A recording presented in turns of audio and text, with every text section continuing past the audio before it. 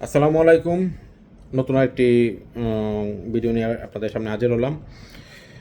বিষয়টা খুবই গুরুত্বপূর্ণ, মনোযোগ সহকারে শুনবেন আশা করি। আপনার অফিসের, আপনার দোকানের কর্মচারীর সাথে আপনি অবশ্যই, অবশ্যই, অবশ্যই ভালো ব্যবহার করুন। কারণ ওদের সাথে যদি আপনি খারাপ ব্যবহার করেন, ওদের মন কিন্তু খারাপ হয়ে যাবে। আর মন যখন খারাপ হয়ে যাবে, তখন ওরা মনোযোগ সহকারে কাজ করবে না। তো হচ্ছে ওরা কিন্তু অনেক কষ্ট পাবে। কষ্ট পেয়ে মনে করেন যে হয়তোবা মনে, মনে যদি বলে যে না, মানে মনে, মনে আপনাকে পছন্দ করবে না। আসলে আমরা এদিকে কেন যাবো?